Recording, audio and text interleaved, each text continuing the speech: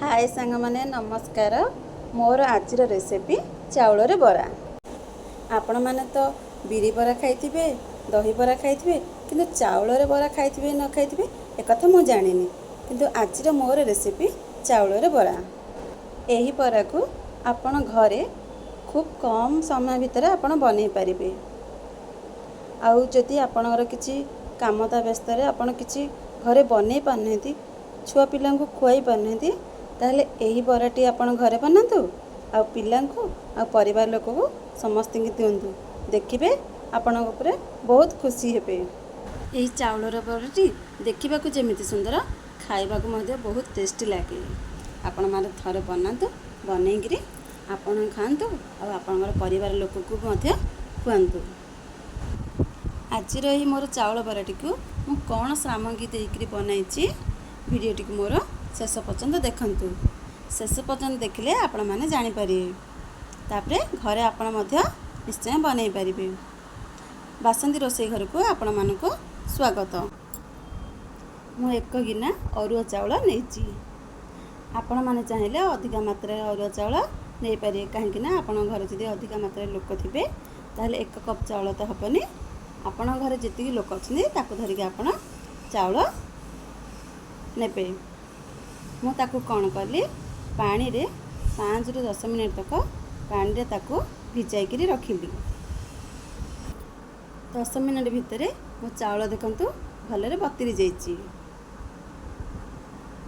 बतरीला परे ताकू गोटे आमे भलरे गोटे चिकन करी गोटे पेस्ट बनैबा। सेति पइले मु ताकू ग्राइंडर करिया पइली गोटे कप रे चाउल बाहर करी रखी देली। चलंतु चाउल को पेस्ट बनैबा। हाँ, अल्प मात्रा रे पानी देबे। अधिकार पानी देले जदि हमर पेस्टटा जदि पतला हे जिवो ताले हमर चाउल बराटा ठीक रे हबनी। देखंतु हमर चाउल बरा पे केमिति पेस्ट मो बनैछि, एई टाइप रे ही पेस्ट आपण बनैबे। मो एक गिना चाउल को 2टा मीडियम साइज आलू नैछि। आपण माने जदि अधिका चाउल पतराई थिबे बरा बनैया पेले ताहले अधिका मात्रा रे आलू मध्य ताहिरे देबे। जदि आलू टिके अधिका मात्रा न देबे ताहले हमर चाउल बराटी जम्मा भी भलो लागिबानी। सेति पइली आपण आलू टिके अधिका मात्रा देबे। चलंतु ए आलू को गोटे भलो भाबरे पेस्ट बनैबा। हमर पेस्ट भी रेडी हो गला। ए पेस्ट को लेकरी चाउलर जो पेस्ट बना हेछि ताहिरे आमे मिसेइकरी 2 मिनट तक रखिबा। बेसी समय जे जमा भी रखियानी, कहीं बेसी समय रखिले ए चाउल आलूर मिश्रणटा जदि बेसी समय रखे से पूरा नरम हो जाए। नरम हो गले आमर चाउल बराटी जमा भी भलो लागिबनी। सेति माने कम समय रखिकरी आपण आको बनाई देबे। चलंतु आहिरे मु कोन मसला देछि आपण मानको कहूची। मु भूसंग पत्र को पूरा छोट छोट आकार काटी देछि। 1 चम्मच जीरा नेछि। घरे बनैथिबा गरम मसला नेछि। मु बाहर टोटल भी मसला देनी। स्वाद अनुसार लुण नेछि, अल्प टिके हल्दी गुंड नेछि, राग अनुसार मु अल्प टिके लंका गुंड नेछि, आउ खाया सोडा अल्प टिके नेछि। काहे ना बेसी ना खाया सोडा आपण माने जमा भी पकेइबेनी। पकेइले से सब कोन हो ना तेल जदि बेसी चिकी देबो ताहले हमर चाउल बराटी जमा भी खाइबा को भलो लागिबेनी।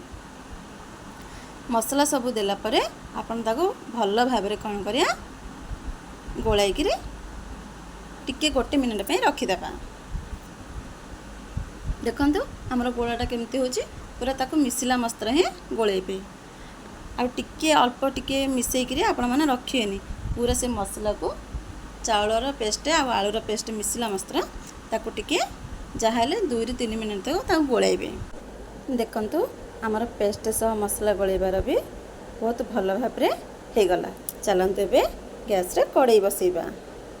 कड़ाई अल्प टिके गरम होला परे कड़ाई टिके गरम होला मते आमे ताहरे तेल दे देबा।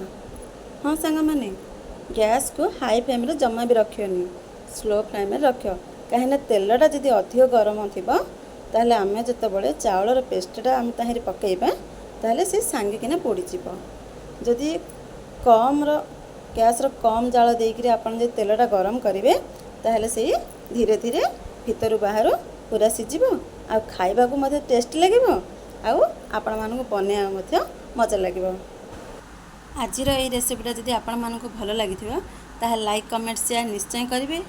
ମୋ ଚ୍ୟାନେଲକୁ ସବସ୍କ୍ରାଇବ୍ ମଧ୍ୟ କରିଦେବେ ଆଉ ପାଖରେ ଥିବା ଘଣ୍ଟି ବେଲକୁ ମଧ୍ୟ ବଜାଇ ଦେବେ। ଆଉ ଆପଣମାନଙ୍କୁ ଆଜିର ମୋର ଏଇ ଚାଉଳ ବରାଟି କେମିତି ଲାଗିଲା ଆପଣମାନେ ଘରେ ଥରେ ବନାନ୍ତୁ, ବନେଇକିରି ମୋତେ କମେଣ୍ଟ ମାଧ୍ୟମରେ ଜଣାନ୍ତୁ। ଆଉ ଆପଣମାନେ ଯଦି କମେଣ୍ଟରେ ଯଦି ନ ଜଣାଇବେ ତାହେଲେ ମୁଁ କେମିତି ଜାଣିବି ମୋର ଏ ରେସିପିଟା ଆପଣମାନଙ୍କୁ ଭଲ ଲାଗିଛି ନା କ'ଣ ଲାଗିଛି। ସେଥିପାଇଁ ଏଲି ଆପଣମାନେ କମେଣ୍ଟରେ ମୋତେ ଜଣାନ୍ତୁ। ଆଜିର ଭିଡ଼ିଓକୁ ମୁଁ ଏଇଠି ଶେଷ କରୁଛି। ରହୁଛି। ଜୟ ଜଗନ୍ନାଥ।